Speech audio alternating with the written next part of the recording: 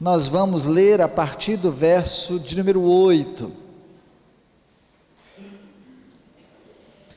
Eu vi que o pastor Jason pregou sobre a igreja de Filipos e o capítulo 16 descreve exatamente como começou esta igreja, mas a gente vai ler os versos antes para ver a providência divina manifesta aqui. Atos, capítulo 16, a partir do verso 8.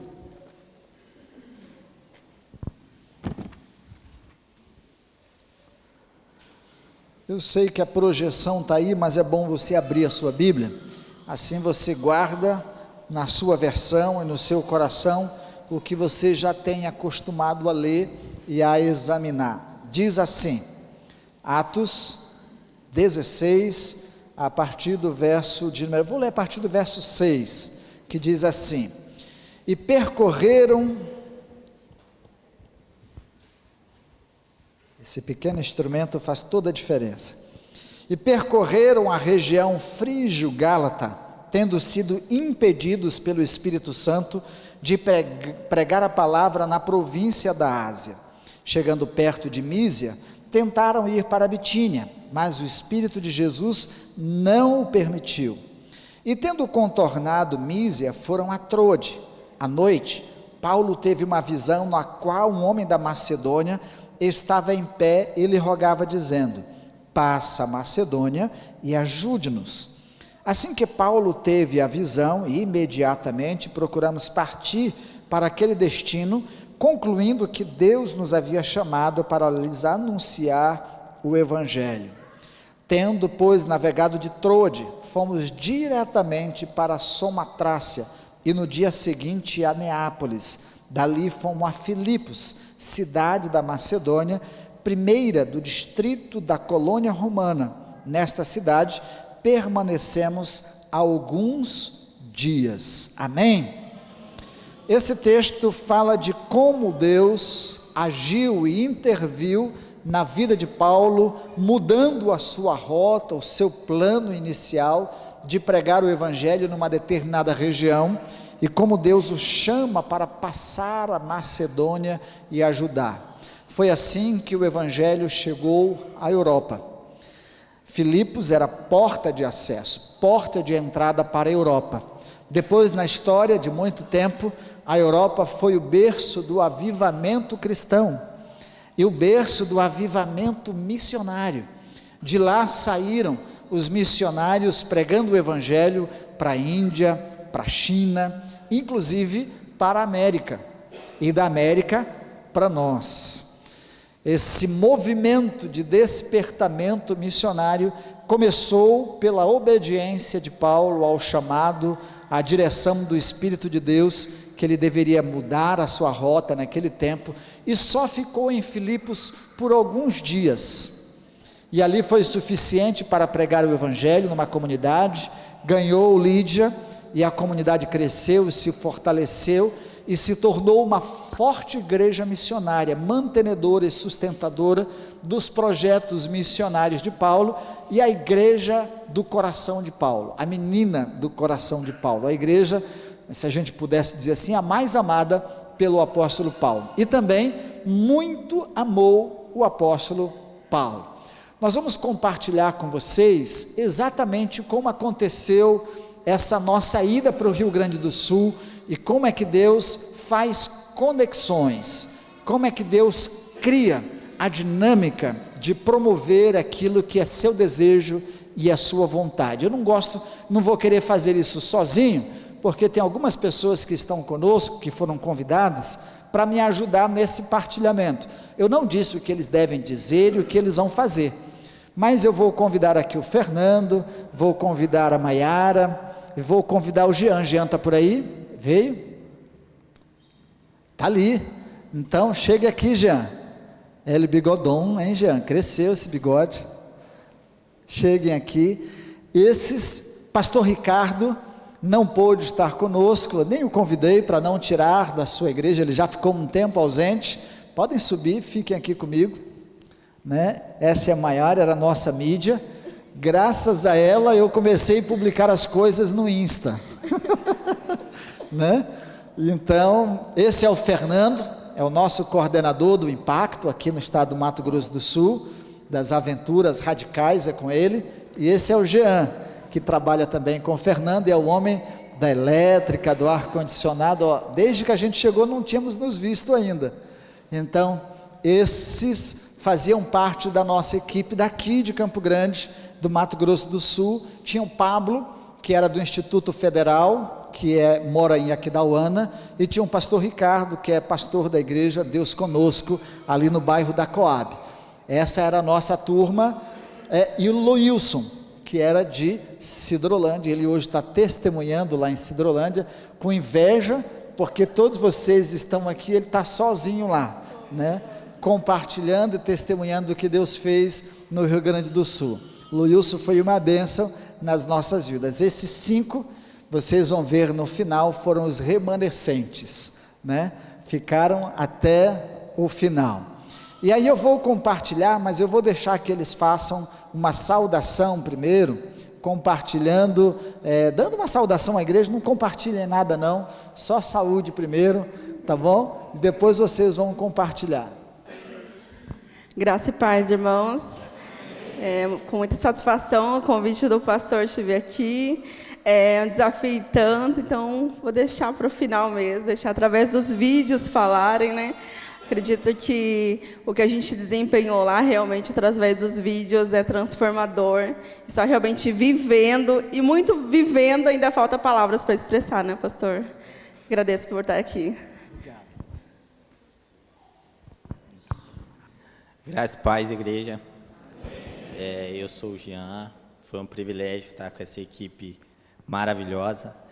Maiara resumiu bem, os vídeos vai falar muito de tudo que a gente passou lá, e creio que no nosso dia a dia a gente vai colocando isso em prática mais e mais, principalmente depois de viver tudo aquilo. Glória a Deus. Fica mais longe aqui um pouquinho. Não, vamos lá, vocês estão aí? Glória a Deus. Vocês não sabem o que essa igreja já fez comigo e por mim, vocês não têm noção. 1992, eu nasci aqui. 1992 começou um processo na minha vida, daqui a pouco eu falo my names. 1992, tive um grande caos na minha vida, uma afrodescendente lá no fundo, minha mãe, orava por mim há muito tempo, teve uma conexão com o pastor Paulo Fontaneta, que está aqui. Em 94 eu saí da cadeia, minha mãe faz um culto de agradecimento, e nesse culto o pastor, não sei o que ele tinha na cabeça, ele começou a pregar sobre Simeão, e eu não estou nem aí para a ideia de Simeão. Eu sei que no final ele falou, vou colocar um VHF aqui, um VHS, né? Quem é mais velho sabe que é um VHS, contando a sua história. E naquele dia, na casa de mamãe, eu me rendi aos pés de Cristo, e hoje estou aqui. Pastor Paulo Fontaneta, não contente com isso, em 1995 fez o meu casamento, Marluce está ali. Então, assim, batismo também foi em 94, me batizei, assim, era membro dessa igreja, me batizei lá no Centenário. Então, congreguei aqui, sendo membro na Igreja Batista no Caiobá, com o pastor Eudes à época. Então, assim, eu tenho uma história de gratidão com vocês e por vocês aqui. Depois eu quero tirar uma foto do pastor Paulo Fontaneta e esposa, né? Eu e a Marluce ali, que lá se vai 30 anos, gente, entendeu? E Deus está trabalhando na vida da minha esposa até hoje, e vai continuar trabalhando até o dia que ele voltar, amém? Dito isso, my name is Fernando, né? Bonito, cabelo ajuda. Quando Cristo se tornou real na minha vida, tudo mudou, e por isso nós estamos aqui. A ida para o Rio Grande do Sul é uma coisa impressionante. Eu quero trazer à memória o que nós vivemos agora há pouco. Eu não sei se vocês perceberam, mas enquanto a gente louvava, era céu se abrindo. E o que fazer com isso? O que fazer com todo esse louvor? Que com certeza esse louvor chegou ao Senhor. Esse louvor é para Ele, dele, para Ele, por Ele. Só que agora, o que a gente faz com isso? Só vou fazer isso aqui, era uma breve, só passando, depois vocês já viram que eu não posso ficar com o microfone, vou passar para quem diz direito, mas só para fazer essa introdução. Minha esposa, ela me perguntou no começo desse mês, no começo do mês passado, o que foi com você? Eu, nada. O que foi com você? Eu, nada. E ela cansou de perguntar, nada. E aí o Carlos me ligou lá de Anápolis, que é alguém que eu introduzi no esporte radical, Deus me deu esse privilégio. Ele falou, e aí, paizão, como que vai ficar? Falei, vamos embora. Nós não citamos Rio Grande do Sul, só foi essa questão. Eu estava inquieto em casa e ele inquieto lá em Anápolis. E ele ligou e falou, e aí, paizão? Eu falei, bora. Como se isso não bastasse, ligou uma menina lá de Araçatuba também falando para mim, e aí, você vai ficar inerte, panguando, que é a linguagem que eu uso com eles? Falei, tá, nós vamos embora. E aí o Carlos colocou o dia 10 de junho para a gente ir. E era só o que a gente sabia. Eu vou resumir a minha ida aqui com vocês. Eu sou um profissional na área de dedetização. Tenho minha empresa, mas minha empresa sou eu, Joe mesmo. E o que acontece? Tem toda uma despesa de casa. E quem é casado sabe o que custa uma mulher? E eu só sei do seguinte, falei, vamos, mas para aí tem que deixar tudo em ordem para poder ir, né? Eu sei que eu saí de Campo Grande com R$500. E não faltou nada. Agora eu passo a palavra para frente, e aí depois, na hora que voltar aqui, a gente... Lá eles me deram um apelido, eles têm autorização para falar do apelido depois. Mas a gente não pode continuar sem agradecer. A gente agradece à igreja, porque se moveu durante todo esse tempo num grupo de intercessão, de oração, orando 24 horas por dia por nós, para que Deus nos guardasse, nos levasse, nos trouxesse em segurança. Então nós agradecemos à igreja pela sua intercessão e também pela contribuição. Muita gente colocou 50, 10, 20, 30, 100, 500, mas a participação nas orações e a participação financeira de vocês foi muito importante, como disse o Fernando, para nos levar até lá e para nos trazer de volta e para nos alimentar durante os dias lá e ainda participarmos de alguma forma, contribuindo com as casas que nós estávamos ajudando. Ainda não fechamos a nossa contabilidade, mas é possível que sobre alguma coisa ainda para destinar para lá ou para nos levar de volta no projeto de consolidação, né? Se a igreja liberar, amém. Nós agradecemos e a participação, a recepção da primeira igreja batista de São Leopoldo foi fundamental. Nós compramos barraca, compramos saco de dormir, levamos coberta, eu levei um sacolão, o Fernando levou 2 mochilas, uma ele não sabia que tinha levado, e só achou no último dia, né? Mas ele levou, viu, Marluce? Provavelmente foi a que a Marluce preparou para ele, que ele não usou, né? No final nós achamos a mochila dele, que estava intacta, mas Deus foi misericordioso. A primeira igreja de São Leopoldo nos acolheu, nos deu alojamento, nos deu comida, nos deu mais do que comida, nos levou para restaurante em alguns dias. O pastor era um querido, o pastor Reginaldo. No primeiro dia, a gente cansado, ele chegou com o violãozinho dele e começou a cantar algumas músicas daquelas que mexiam com o coração da gente, do grupo Logos, Vencedores por Cristo, Rebanhão. Ele é um músico, um historiador da música excelente. Queremos convidá-lo para estar um dia aqui com a gente. Eles nos receberam muito bem, nos acolheram, levavam comida para nós no local, para a gente não ter a preocupação nem de fazer comida no local e nem de voltarmos para a igreja para comer e voltar. Eles destinaram uma pessoa para levar a comida até nós. A gente levou um cozinheiro, muito rápido, né?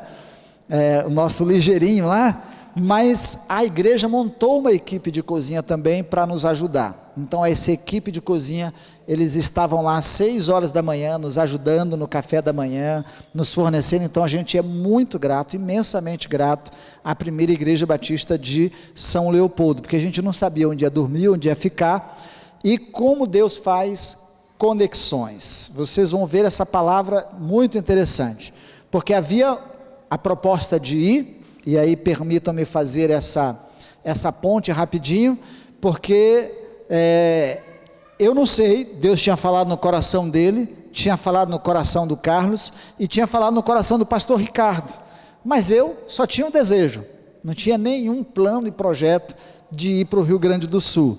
A minha esposa havia falado, dizendo assim, meu amor, se você quiser ir trabalhar, você pode ir, mas eu não havia colocado isso postamente no meu coração.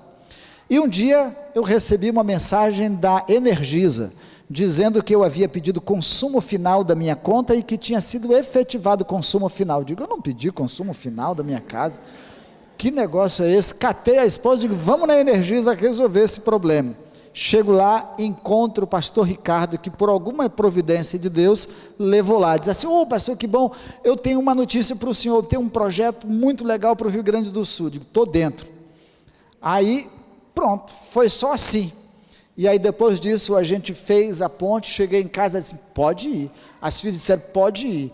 E aí, com ele e com Goiânia, com Anápolis, Deus foi fazendo essa ponte para nos levar para o Rio Grande do Sul. E aí, até então, eu não sabia por que Deus estava me levando até lá.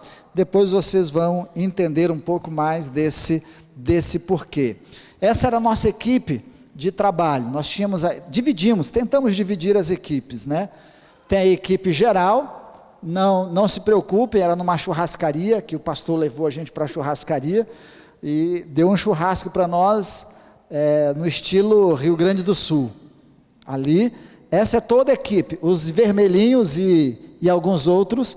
Aqui nós temos o pastor Reginaldo, esse que tem pouco cabelo mesmo, de óculos, né? É o pastor Reginaldo, pastor da primeira igreja de São Leopoldo. O restante é toda a nossa equipe. Era um total de 13 pessoas. Eram para ser 20 pessoas, mas só foram 13 pessoas. Desses 13 ficaram 5. Pode passar mais. Aí vamos desmembrando a nossa equipe. Essa era a turma de Anápolis.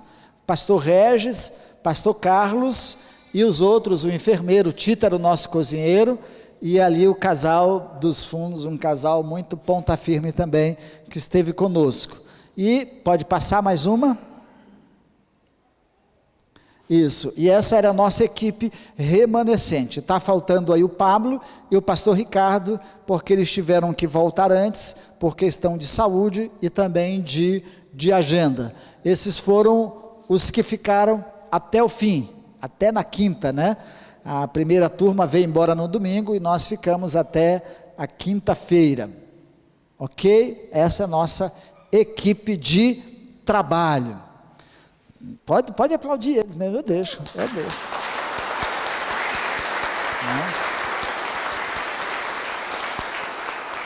A gente dizia que nossa equipe, ela é escolhida de Deus, multifuncional. Ela é capelã, né? E também é administradora, com várias especialidades, mas pega firme também, trabalhou firme lá e nos ajudou bastante na mídia. Não dava para a gente ficar tirando foto com luva, com todo o aparato, então ela de vez em quando ficava sem e nos ajudava fazendo os vídeos. O Jean, o homem da elétrica, do ar-condicionado, e aprendeu a pintar também agora, virou pintor, né? Virou mais algumas outras atividades. Lava bem, faz de tudo já, né? Em casa, a esposa está feliz que ele aprendeu a lavar muita louça lá, né? Então aprendeu a lavar muita louça. O Fernando é do Impacto, trabalha na área de detetização, de higienização e também das aventuras, né? Então tudo que era de risco era com ele, tudo que era perigoso, aprendeu a pintar também, virou um exímio pintor, né? Esse era o apelido que eles tinham me dado lá, do Miyagi. Então, essa era a nossa equipe de trabalho. Os outros, nós tínhamos enfermeiros, tínhamos pastores e tínhamos outras pessoas que se dedicaram ao trabalho com a gente. Como Deus nos uniu, a gente falou. Nós tivemos alguns empecilhos para chegar lá. Vocês vão ver no vídeo agora, uma delas não aparece, mas o inimigo fez de tudo para que a gente não chegasse no Rio Grande do Sul. Antes da gente sair, o pastor Carlos precisou de um transporte para cumprir uma agenda e pegou o carro do pastor Regis, que também fazia parte da comitiva, da caravana para ir para o Rio Grande do Sul. E ele, no satisfazer do seu compromisso, às 3 horas da manhã, capotou o carro com a família toda dentro. Isso aconteceu na sexta-feira. Na segunda-feira era o dia da gente sair em viagem e se encontrar. Então ele capotou, deu PT, perda total do carro, mas a família ficou bem, como se fosse envolvida por uma bolha de proteção. nem a filha, nem a esposa, ela só ficou com um pouco de luxação, mas não teve nada. E ele disse, não vou deixar de ir para o Rio Grande do Sul. E o pastor Regis também disse, também não vou deixar de ir. Então os dois, apesar de tudo isso, e eles eram os líderes da caravana de Anápolis, né? Na nossa viagem também, a gente saiu daqui, todas as caminhonetes revisadas, bem revisadas, uma inclusive do Instituto Federal, quando chegou em Itaquiraí, quebrou a primeira, né? E aí ficou 24 horas esperando consertar, trazer peça, e nós seguimos viagem depois de 6 horas de espera, deixamos eles e seguimos viagem, e eles só foram chegar um dia depois de nós lá no projeto. Quando nós chegamos em Chapecó, quebrou a nossa, né? Também era nova, fundiu uma peça lá, um jeito, e ainda bem que não foi nada muito grave, a gente pensou, fundiu o motor, perdeu potência, aí levamos para a oficina, era pouca coisa, mas ficamos parados lá por mais ou menos 6 horas também, chegamos cedinho, 7 horas da manhã, 6, 7, e saímos depois do almoço.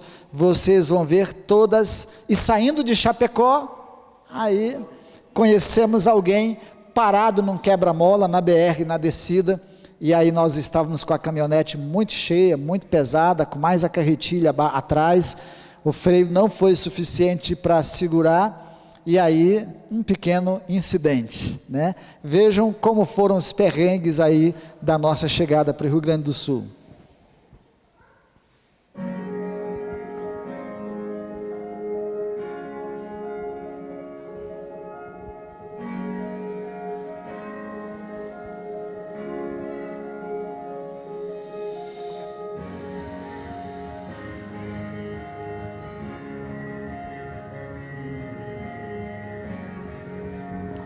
Nós saímos 3 horas da manhã, mas quando começamos a viagem mesmo já era 8. Pega um aqui, pega outro ali, e assim foi.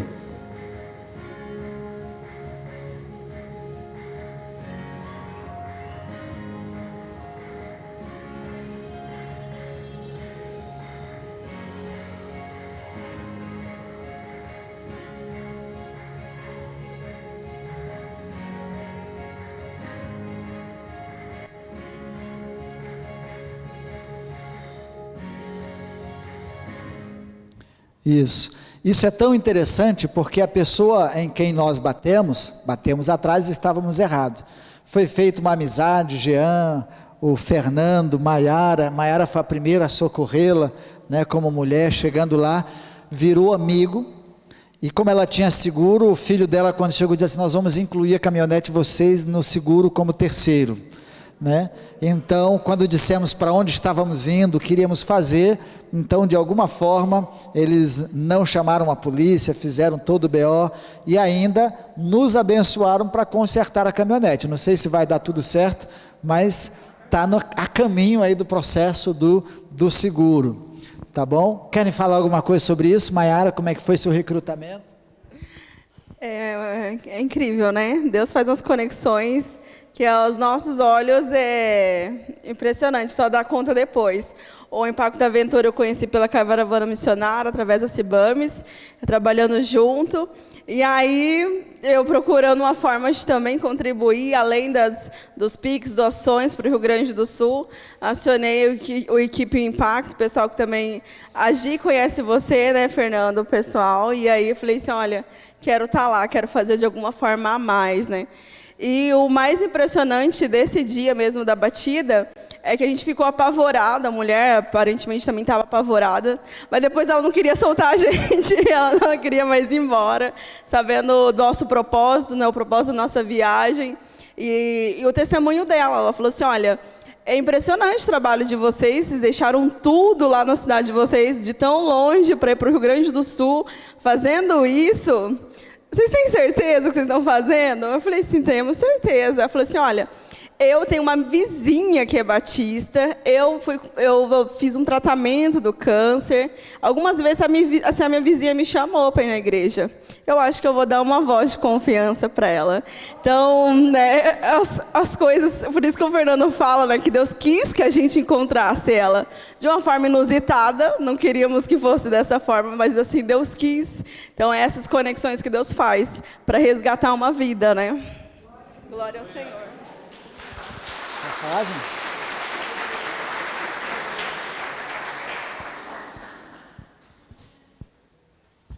Glória a Deus, gente. Nada acontece por acaso. Vamos colocar o seguinte.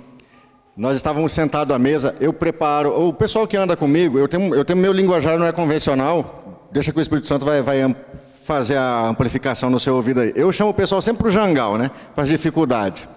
Então esse guerreiro que estava aqui, ele me ligou e falou, posso ir com você? Eu falei, você está certo disso? A Kellen deixa você ir?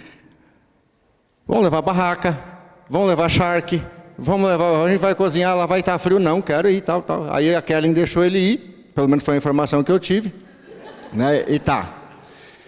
Preparamos para ir. As pessoas que foram, eram especificamente as pessoas que eram para ir. Nós estávamos sentados numa mesa lá na igreja, na PIB de São Leopoldo, e uma menina da Junta de Missões, que é a igreja de São Leopoldo, ela fez um trabalho extraordinário e continua fazendo. Se vocês olharem lá no Instagram deles, quantas casas eles limparam, eles na enchente eles estavam com barcos, andando por todo lado, sendo igreja. Então quando a gente chegou, a água já estava baixa, já tinha baixado, e o pessoal já tinha passado alguns missionários, e outros também já estavam saindo, e nós estávamos chegando. A menina da Junta de Missões virou para nós e falou assim, vocês sabem onde vocês estão se metendo? E nós, sim, a gente sabe. Vocês têm certeza que vocês sabem? Que se fosse qualquer uma pessoa perguntando para nós, beleza. Mas alguém da Junta perguntando, fica difícil, né?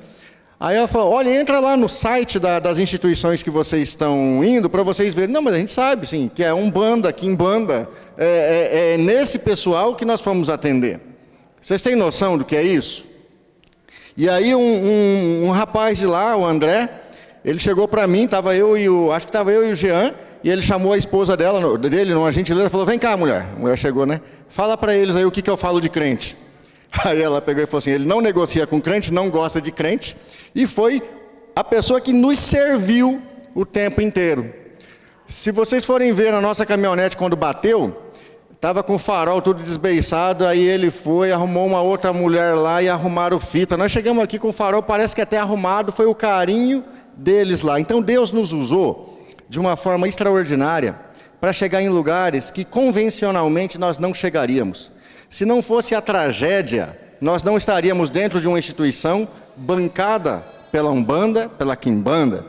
E ainda mais, que a gente não tem as conexões assim. Quando Deus mandar você ir, queridão, queridona, só vai.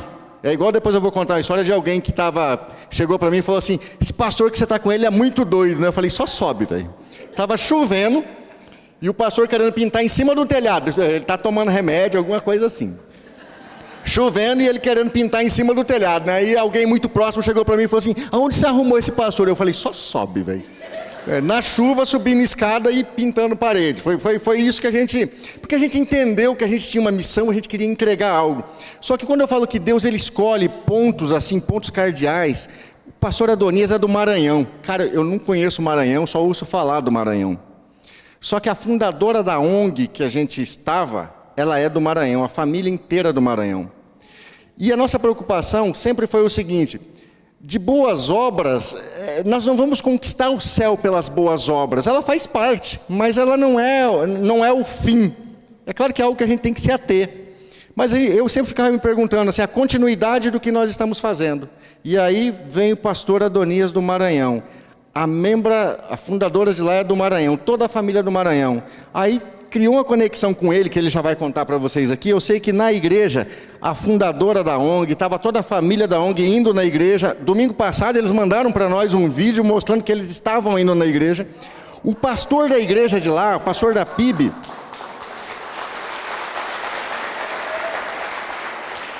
isso é só para mostrar o seguinte, Deus é muito doido. Entendeu? Quando ele mandar, só obedece, velho. Faz igual o menininho, sobe a escada, vai. Tá chovendo, mas sobe. O que acontece? O pastor da igreja, ele entendeu, ele foi quem melhor, né, pastor, fez a leitura do que estava acontecendo. Que Deus tirou esses malucos de Campo Grande, outros de Anápolis, porque quando o gaúcho olhava para nós, falava bem assim: o meu vizinho não está me ajudando, mas vocês rodaram 1.500 quilômetros, 2.000 quilômetros, estão... Assim, a graça de Deus foi manifesta de uma forma tangível, e o pastor do local, ele entendeu isso, tanto que levou a gente para jogar bola, deu churrasco. Eu estava no retiro e falei: pastor, eu vim para cá para passar frio, passar fome, né? Aí vai parecer que é fake news o que está acontecendo. Então, assim, nós fomos muito bem tratados, não nos faltou nada, mas o que superabundou foi a graça de Deus. Então eu gostaria que você olhasse para isso. Cara, Deus falou para você, simplesmente tira os tarugos do ouvido e obedece, porque o que Ele tem para fazer é grande, e nem Satanás pode impedir, você pode, entende? Agora começa assim a ouvir, porque o cidadão aqui é fora da casinha. Eu tinha até medo de brincar com ele, falar: pastor, vamos fazer um risco no chão, ver quem passa embaixo primeiro, que ele ia querer fazer essas coisas comigo lá. Então, assim, o pessoal de lá, a casa-abrigo em que nós ficamos, que nós cuidamos primeiro da casa da Jéssica, são 20, aproximadamente 20, né? Não é um número exato, de jovens especiais, que tomam medicação, cadeirantes, tem esse nome Casa da Jéssica, porque a Jéssica é a primeira que ficou maior de idade e o Estado não tem mais responsabilidade. Então eles fizeram uma despedida para nós lá, assim, que foi algo que não dava para se segurar. Nós fomos lá para servir, saímos de lá assim, extasiados em Cristo, no que Ele estava fazendo, saímos com uma agenda para novembro, e desde já, sendo só para o momento, tchau, obrigado. Amém. A gente vê na TV de uma forma, mas quando chega, a gente vê de outra forma. E mesmo quem está lá, aqueles que não foram contagiados, impactados pela enchente, não sofreram dano, parece que também não enxergam da mesma forma, mas o impacto, a visão, quando a gente chegou na primeira igreja, diz assim: aqui foi inundado mesmo, né? Será que foi? Que a gente chegou à noite, aí quando foi no outro dia, que era fazer o papel de espia, de conhecer o território, o impacto foi marcante. Veja vocês aí como é que foi essa nossa chegada lá, e esse impacto da visão. Ainda no vídeo não dá para manifestar tudo, mas vamos ver.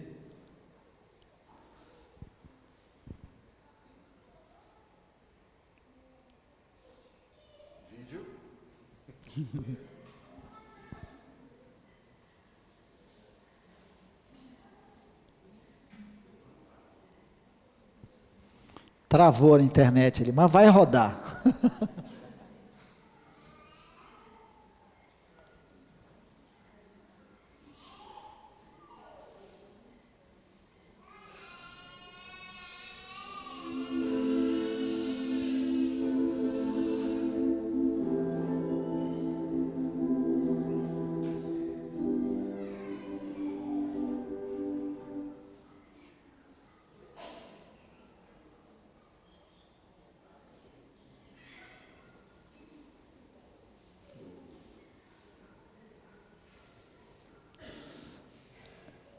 Isso, enquanto tá disparando lá, a gente vai falando aqui, porque eu sei que às vezes a internet trava lá, mas eles vão tentando fazer rodar, e no final a gente roda um geral, mas quando entraram em contato conosco, a ideia é que a gente iria ajudar uma casa, que era a casa da Jéssica, que o Fernando já falou. Coincidentemente, a psicóloga, a pedagoga que auxiliava lá, também se chama Jéssica.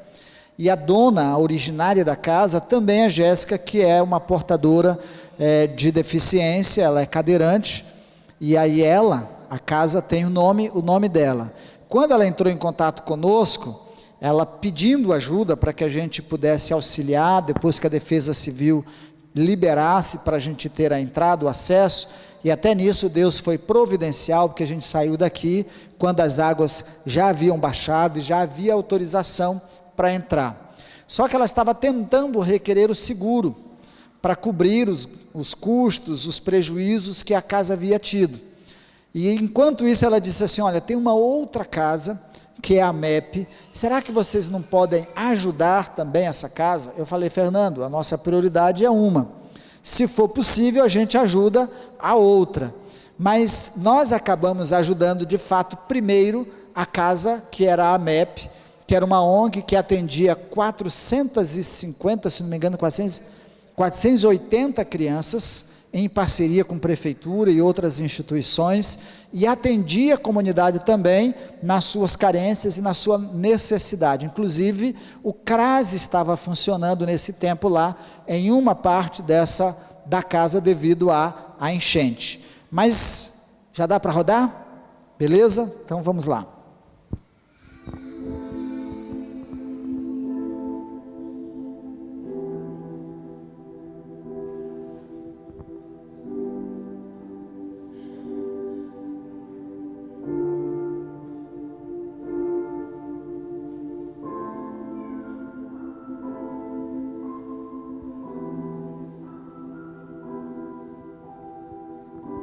Irmãos, até hoje tem carro abandonado nas ruas que o dono não foi buscar.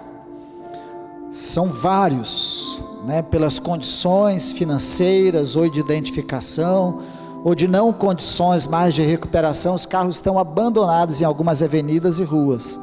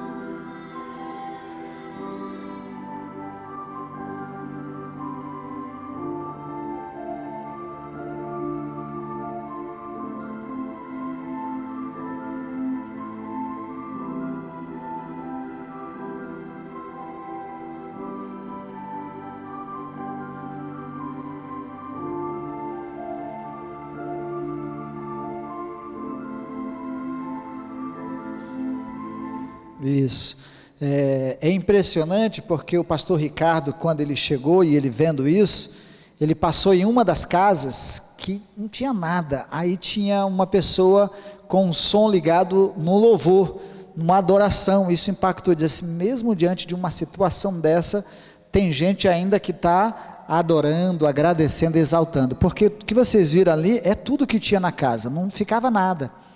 Foram 21, 28 dias debaixo d'água.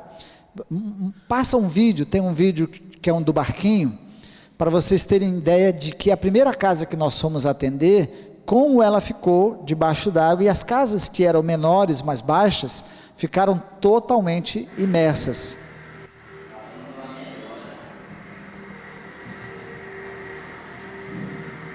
Essa era a MEP.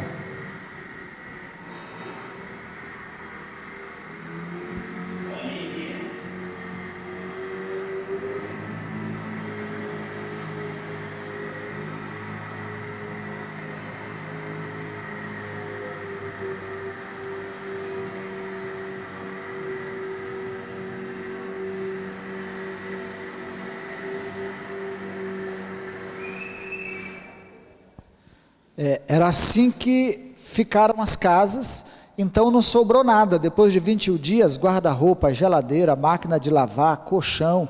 Então as pessoas, esse lugar que nós atendemos, foi bem na região do dique que se rompeu. Então as pessoas não tiveram tempo de nada, saíram com a roupa do corpo e molhada, né? Exatamente, pode falar. E o mais impressionante, há 3 quadras da MEP, onde a água nunca tinha atingido, nunca tinha subido até ali. Os funcionários da MEP levaram todos os seus móveis, grande parte dos seus pertences, para a MEP, porque como a água nunca tinha chegado lá, garantindo que nunca ia chegar. E eles foram tudo, eram um ponto de abrigo na MEP. Quando a água começou a subir, a Rose, ainda relatando, uma da funcionária, disse que o exército veio para poder levar as crianças. Falou assim, olha, urgente, as crianças a gente precisa levar, a gente busca vocês depois. E ela falou que foi incrível, questão de 40 minutos, levou as crianças, quando retornaram, os funcionários já estavam tudo naquela grade ali na parte da MEP, com a água correnteza que estava, segurando ali, esperando o exército voltar. Então, é algo assim aterrorizante, a gente que passou por lá limpando, ver essa cena é assim, horrível mesmo, né? Quanto trágico foi para eles, né? O cheiro, imagine, porque tudo ficou entupido, esgoto, fossa, tudo emergiu, tudo veio à tona, então era um fedor horrível. Dentro das casas, mesmo depois de limpas, o cheiro é insuportável, de mofo, de fossa, né, de detritos. Então o nível de contaminação era muito alto. E aí quando nós chegamos lá, nós fomos fazer o trabalho de espia. Os meninos, nós já deixamos eles na MEP no primeiro momento, e nós fomos olhar as outras casas. A casa que o pastor tinha nos indicado que a gente queria ajudar, o casal ia ter um bebê, já deve ter nascido, né, o bebê, e a gente queria deixar a casa dele pintada, só que quando nós chegamos na casa, não tinha. Todo o solo está encharcado, todas as paredes minam água, não tinha condições de fazer nada na casa, a não ser limpar, tirar as coisas. Qualquer reforma, qualquer coisa era impossível de fazer em algumas regiões e algumas casas, além do lixo. Esse rapaz mesmo, que era o filho do proprietário da casa, que tinha uma casa do lado, eles ajudaram a limpar várias casas, inclusive pela igreja. A igreja já tinha limpado cerca de 50 casas. Semanalmente eles se organizam para limpar as casas, e as pessoas, muitas delas não tiveram coragem de voltar para casa, outras quiseram voltar para casa, mas sem as condições devidas de permanecer no local e na casa, e outras já voltaram à sua rotina normal, trabalhando e limpando quando é o tempo da noite. Então eles voltam para casa à noite, numa condição insalubre ainda de moradia, e tentando limpar suas casas. E aí nós começamos os nossos trabalhos, né? Depois disso, nós começamos na MEP, e depois segue o outro vídeo, que é a casa da Jéssica. Quando nós chegamos na MEP, os meninos podem falar, a imagem e a impressão das meninas que trabalhavam lá, elas não tinham mais nenhuma esperança. Pode falar, Fernando? O Jean também, o Jean não... Galera, eu quero falar com vocês sobre obediência nessa história toda. Vai vendo. Eu não quero falar que em casa quem manda, na rua é a polícia, no serviço é o cliente. E lá na missão era o pastor Adonias, nosso senhor Miyagi. Vamos lá. Nós chegamos, depois se tiver um vídeo, nós chegamos, tinha lugar que não dava para passar o carro, que os entulhos da rua, eles eram tirados basicamente todo dia. Então, não é que aquilo ali estava acumulado, não. Todo dia tinha mais e mais entulho. Quando a gente chegou nessa MEP, não dava para enxergar o chão. E tinha umas mulheres, eu acho que eram 20 mulheres que trabalham nessa casa, elas não olhavam no rosto de ninguém. É como se elas estivessem limpando uma parede e não saísse do lugar. E nós chegamos, os 13, e já começamos a ir trabalhando. Só que quando nós chegamos, elas não nos reconheciam. Esse aí era meu setor, tá? Eu fiquei nesse setor aí um bom tempo. Nós chegamos por volta de umas 9 horas e ficamos até 10 horas da noite na MEP. Elas saíram 5 da tarde. E elas não nos cumprimentavam porque elas estavam focadas na missão. Elas estavam há mais de 30 dias vivendo aquela questão, e a gente estava chegando naquele dia. Quando nós começamos a trabalhar, elas foram embora às 17, ficamos até às 22. No outro dia, eram às 9 horas da manhã quando a gente voltou. Por que é 9 da manhã? Porque lá, 8 horas da manhã não tem sol. É estranho, porque você chega lá, o sol começa às 8h30. Isso aí já é o outro dia. Quando nós chegamos no outro dia cedo, alguém de nós desejou bom dia para elas, e elas responderam todas uniformemente, bom dia. Então, daquela forma, nós começamos a ganhar a atenção de todas ali, mas foi através do trabalho. Isso aqui já foi no último dia, na MEP, um chá da tarde que eles fizeram para nós. Mas assim, ouvir elas contando o quanto que essa viagem trouxe para elas esperança, fez todo o sentido. Aí a gente estava nesse mover aí que eu estava falando da obediência, vai vendo como está esse lugar aí, né? Então eu cheguei, eu não sei se vocês já viram o meu jeito, que eu estou falando aqui com vocês, é como eu ajo com a galera que anda comigo. Um faz aqui, vai dali. Eu não gosto de ver crente igual você está assim não, sentado. Eu dou missão para todo mundo, não fica ninguém parado. Aí eu estou lá na MEP e estou colocando todo mundo para trabalhar. Aí o senhor Miyagi chega para mim, e eu estou enrolando para não ir, né? Porque tinha aqui na casa da Jéssica, e na casa da Jéssica tinha 200 quilos de carne podre, com mais de 30 dias em putrificação. E aí eu estou mandando um, mandando outro, e ele chegou para mim e falou assim, você que vai. Aí eu, tá bom, né? O texto que eu quero deixar para vocês é mais ou menos quando o Felipe está vivendo em Atos lá, aquele moverzão lá, e aí o Espírito fala para ele, ó, vai lá para a rua direita que tem alguém lá e tal. Aí eu peguei, em cima da ordem do pastor, peguei e fui. Cheguei lá, era 200 quilos de carne podre mesmo. Ninguém entrava no lugar. Depois acho que vai ter o vídeo ali mostrando. Então eu tive que sair desse lugar aqui, para ir para o outro lugar lá que estava para ser transformado. Então assim, às vezes nessa pegada aí você não vai fazer o que você quer, entendeu, queridão, queridona? Você vai fazer o que te mandam fazer, e é assim para que a obra, que o reino se cumpra. Agora calei-me. Exatamente, era um desânimo para elas. Elas dizem assim, nós estamos limpando, vocês viram tanto de louça, todas as louças de atendimento das crianças da casa, era barro puro. Graças ao sabão da Ângela, ela nos ajudou bastante na limpeza. Quando elas chegaram no outro dia, era outra realidade. Teve um primeiro impacto de limpeza, mas ainda ficamos lá muitos dias limpando, não demos conta de limpar tudo. Depois que a gente terminou a casa da Jéssica, que voltou para lá, elas estavam fazendo o que a gente chama de limpeza fina, né? Alguns detalhes, quando a gente foi concluir a obra de pintura. Depois, nesse primeiro local de trabalho, aí nós fomos para a casa da Jéssica, que era o nosso primeiro objetivo. Lá de fato foi do zero, né? Isso. Esse é o André.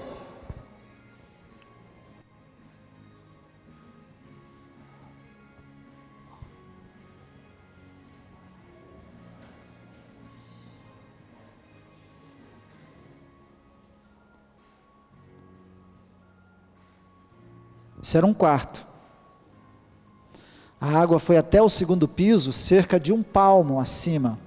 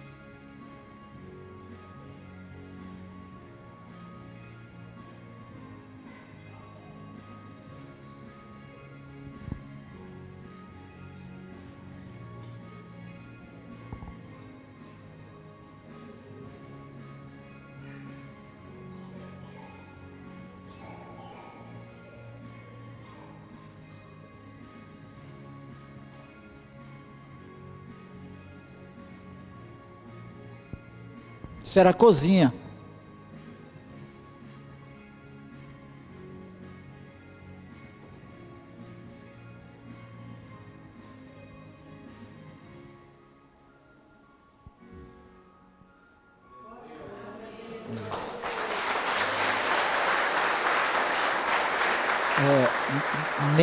Nessa casa nós tivemos que usar máscaras especiais, porque o nível de gás, de contaminação era muito alto. Então as divisórias que tinham lá eram espaços pequenos, reduzidos, alguns como despensa. Então quando a gente abria a despensa era carne podre, cozinha, por exemplo, onde ficavam a geladeira foi parar no quarto, foi parar em banheiro. Então com todas as coisas estragadas, Então era insuportável. Então o primeiro momento de limpeza foi muito difícil. Os uniformes rasgavam, né, porque não tinha jeito, tinha que baixar, fazer todo o tratamento, mas deixamos lá limpo, pintado e com jardim com frutas. Vocês viram? Eles iam assim, chegando lá, o André principalmente, que era esse rapaz que fez a conexão, eu não sei quem que descobriu que ele era maranhense primeiro, né? Pastor, eles chamam ele de Maranhão aqui. Eu digo assim, então ele deve ser do Maranhão, maranhense. Aí eu perguntei, você é do Maranhão? Sou. Depois a gente foi conhecer toda a história dele, era garimpeiro e uma vida bem difícil. E aí diz assim, pois eu sou maranhense. Aí ele me olhou assim, diz assim, sou maranhense. Se você é maranhense, eu quero conhecer a sua família. Pode se virar, dar um jeito, marcar um café. Eu saio daqui, nós vamos tomar um café junto, vamos ficar juntos. E no outro dia, acho que um dia, 2 dias depois, veio a família inteira, porque queria conhecer quem era o pastor maranhense, que saiu do Mato Grosso do Sul para ir ajudar eles lá. Então ele diz assim, pastor, o senhor calou a boca de muita gente aqui. Não foi só a minha não, calou a boca de muita gente. E aí pronto, ficou a conexão. No final, o nosso café da tarde com eles foi à base de tapioca, cuscuz, entendeu? Mingau de milho, todas essas coisas especiais que eles prepararam em homenagem. E aí nós falamos assim, uma vez feita a conexão, e a senhora, ela era a secretária da prefeitura do estado, acho que lá no estado do Rio Grande do Sul, e em São Leopoldo, da Secretaria da Mulher. Então ela tinha um cargo, uma função pública muito importante. Mas aí nós convidamos, foi toda a família, todos eram da Assembleia de Deus, desviados, né, que estavam longe da igreja, inclusive o André. A filha do André já ficou integrada à igreja, a esposa do André disse que já ia para a igreja, e como vocês falaram, a família já está integrada à igreja. Então, era de fato um campo missionário. Na MEP, quando nós chegamos no primeiro dia para conversar com a coordenadora, ela veio conversar e dizer assim, vocês vieram nos ajudar? A Jéssica falou que vocês vão nos ajudar, o que vocês podem fazer por nós? Quando nós começamos a olhar assim, diz assim, eu falei do jardim, que estava tudo virado, a parte que era das crianças, aqui dá para a gente ajudar a limpar a louça, mas foi muito mais do que isso. Então ela ficou muito grata. Naquele dia mesmo, eu disse assim, eu posso orar com você? Juntamos ali, eu, o pastor Carlos e o pastor Regis, oramos com ela, essa mulher chorou, disse, posso lhe dar um abraço? Abraçou e chorou, e aí eu como sou facinho de chorar, nem chorei junto, né? Choramos juntos, e aí no outro dia nós já começamos o trabalho com eles lá, e ficou como vocês viram, a casa da Jéssica. Tem um vídeo aí, já que passou a parte infantil, ficou prontinha para ser utilizada pelas crianças, tudo pintadinho. Tem como? Só a parte da pintura lá, inclusive a Maiara fala lá na pintura. O Jean também, ó. Vê se passa aí.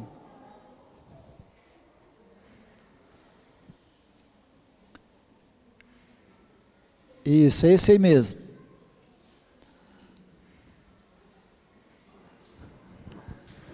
A gente levou tinta branca e tinta gelo, então nós nos viramos para transformar essa cor aí.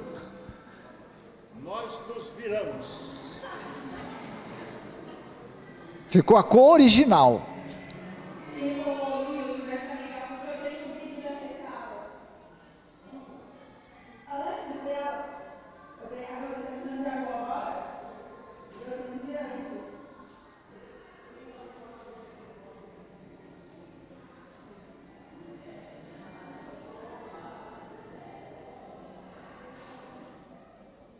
Uma das professoras, nesse dia que ela foi lá, ela chorou, porque ela entrou na sala e disse, não, era a minha sala.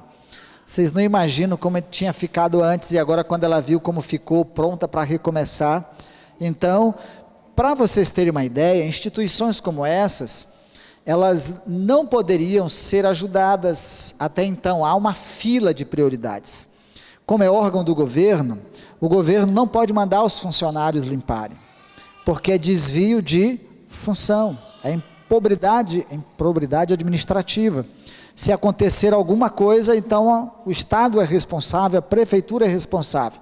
Está uma fila de licitações para as pessoas poderem limpar, o CRAS, escolas e tudo mais, e eles estariam no fim da fila, né, por ser uma ONG. Aí os funcionários estavam ajudando. Então, quando a gente chegou lá, as pessoas pensavam que nós éramos uma empresa contratada para fazer a limpeza, até porque a gente chegou lá todo parafernado, né, um povo tudo de branco, cheio de máscara, de luva, e aí distribuímos o equipamento, porque eles estavam fazendo, às vezes, sem equipamento de proteção.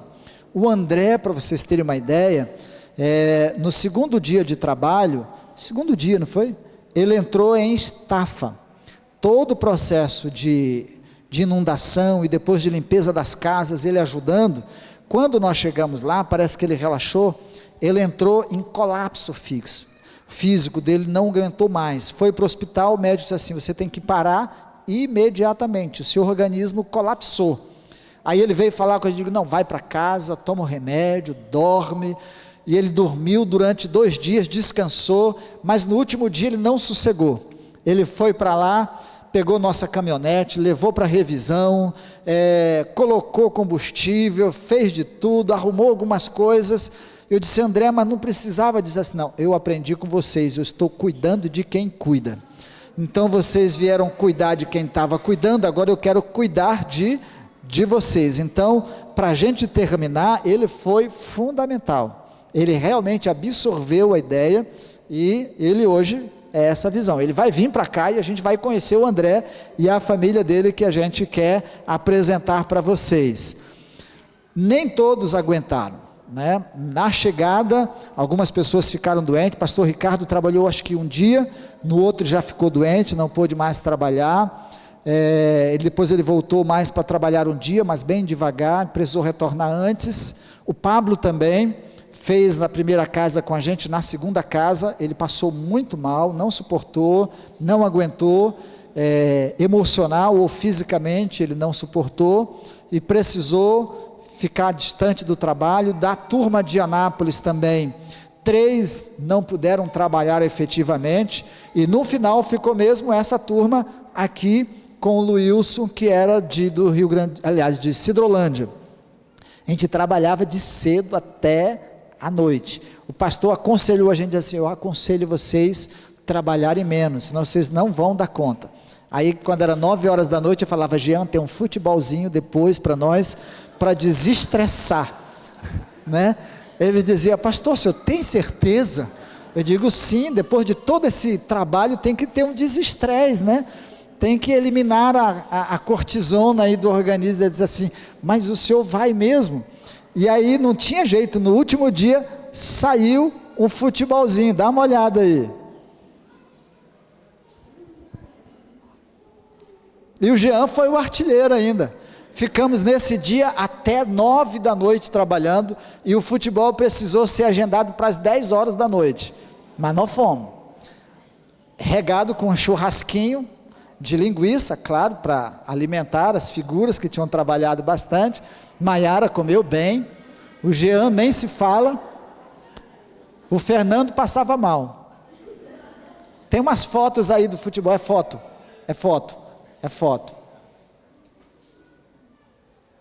Eu não podia deixar de mostrar para os nossos boleiros aqui da igreja, né? Então tinha que mostrar ali a foto do futebol.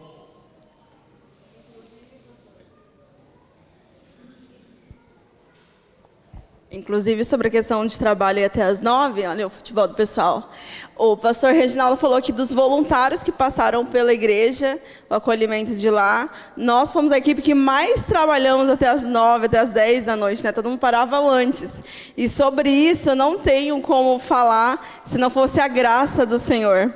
Porque a gente levantava às 7 da manhã, muitas vezes antes, para poder fazer o café, para a gente poder ter o nosso momento devocional com Deus, e ia até 9, 10 da noite. Então foi a graça do Senhor que nos reanimou todos os dias, nos fortaleceu todos os dias, e ainda dando fôlego o pessoal ainda jogar futebol, né? Isso porque a gente ia sair no outro dia 3 horas da manhã, né? Ou seja, irmão, Deus nos levou para lá, para essas conexões. Hoje, a primeira igreja batista de São Leopoldo, tem acesso livre à MEP, essa instituição. Nós encerramos com um culto lá, eles fizeram um chá da tarde para se despedir de nós, foi um momento delicioso de canto, de proclamação do Evangelho.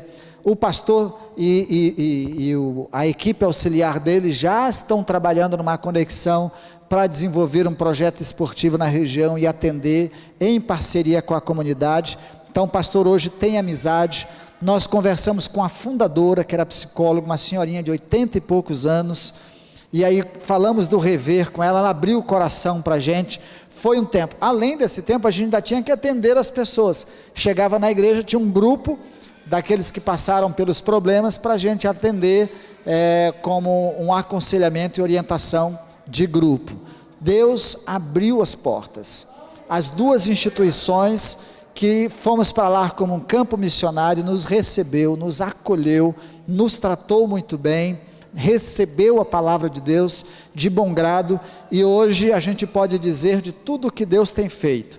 A Convenção Batista Sul-Mato-Grossense hoje está no bairro Sarandi, no Rio Grande do Sul, distribuindo alimentos. O trabalho que as igrejas, não só batistas, têm realizado no Rio Grande do Sul, há de promover um grande avivamento naquele estado, né?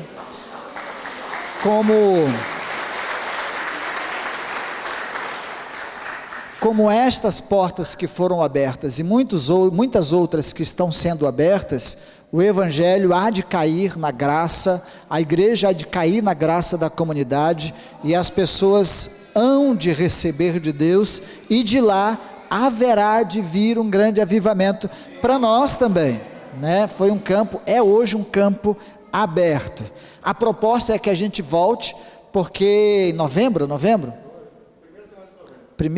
está vendo? Vocês vão ter que me liberar para ir lá, porque na primeira semana de novembro, 5 escolas e mais a AMEP, a instituição, estão... e tem a Serra Gaúcha, né? Querem nos mandar lá para a Serra Gaúcha, para Gramado lá também. Esse é um sacrifício. Mas as escolas estão abertas para a gente desenvolver lá o projeto que é desenvolvido aqui pelo Fernando, que é o do Impacto. Passar um dia inteiro numa escola, promovendo o lazer para as crianças, mas com 1 hora de pregação do Evangelho, do compartilhamento da mensagem de Deus nessas escolas, e também na rua da igreja, fechar a rua da igreja e promover uma grande ação comunitária. Então são projetos de consolidação daquilo que foi realizado ali. As portas se abriram, agora algumas coisas precisam, e a igreja lá precisa desse apoio para dar continuidade aos projetos que foram iniciados.